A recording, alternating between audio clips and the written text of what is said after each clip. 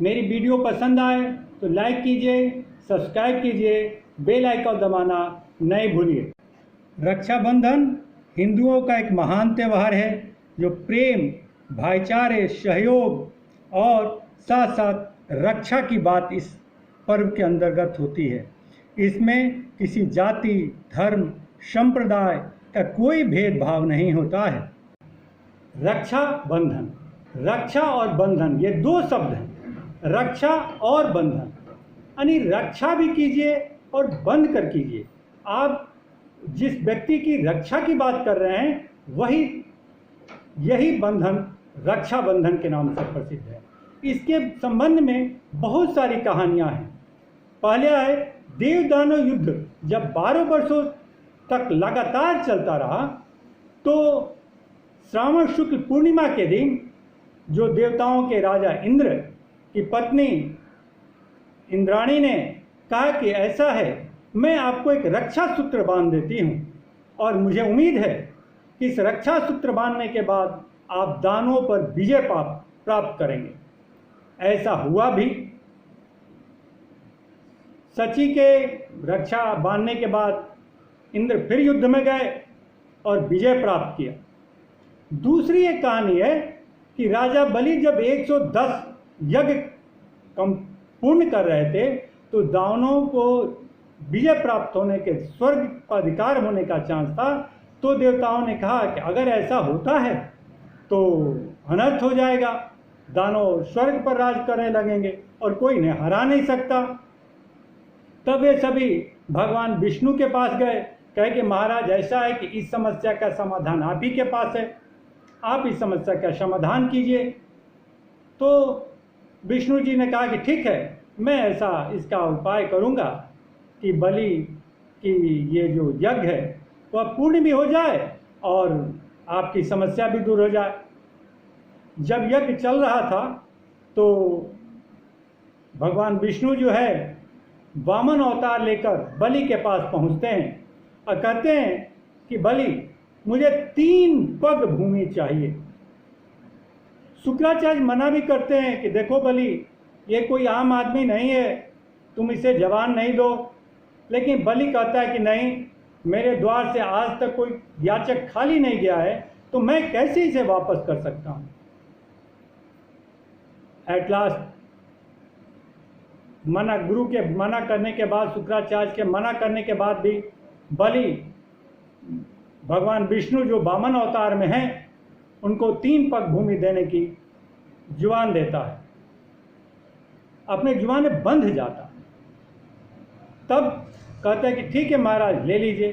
तब भगवान विष्णु जो है विशाल रूप बनाते हैं और 1 पग भूमि में स्वर्ग को नाप लेते हैं, दूसरी भूमि में पृथ्वी नाप लेते हैं। तब कहते हैं कि बलि, हमने तो अभी तक 2 ही पैर लिए, पग लिए हैं मैंने, तीसरा पग मुझे कहाँ मिलेगा। तब उसने कहा कि ऐसा है, मैं तो आपकी कृपा समझता हूँ, अब मैं समझ गया हूँ, लेकिन मैं अपनी जुबान से फिर नहीं सकता, इसलिए आप एक तीसरा पग जो है आप मेरे सर पे रख दीजिए। कितने बड़ा दान है। भगवान विष्णु जो वामन अवतार में है, उनका पैर रखते ही जो है बलि जो है पाताल लोक में चला जाता है। जब पाताल लोक में चला जाता है तो भगवान विष्णु कहते हैं कि कुछ मांगना हो तो मांगो। बलि कहता है कि महाराज, मुझे कुछ नहीं चाहिए, देना है तो एक ही जुबान दे दीजिए कि आप सदा मेरे सामने रहिए। भगवान विष्णु कहते हैं तथास्तु, और भगवान विष्णु उनके सामने रहने लगते हैं। जब माता लक्ष्मी क्षीर सागर में भगवान विष्णु को नहीं पाती हैं तो पूछती हैं कि भाई मालूम करती हैं, तो कहती हैं कि ये तो राजा बलि के सामने रहने का जुबान दिया है, इसलिए वे हमेशा उसी के सामने रहेंगे। उसी समय जो है नारद मुनि वहाँ से गुजरते हैं। नारद मुनि से अपना ये समस्या कहती हैं। नारद मुनि कहते हैं कि ऐसा है कि आप बलि को एक रक्षा सूत्र बांधिए और तब बलि कुछ कहे तो आप उससे भगवान विष्णु को मांग लीजिएगा। तो लक्ष्मी जी कहते हैं कि ठीक है। लक्ष्मी जी शेषनाग को एक रक्षा सूत्र बनाती हैं, यानी एक बंधन में बांधने के लिए एक राखी बनाती हैं और बलि के पास पहुंचती हैं।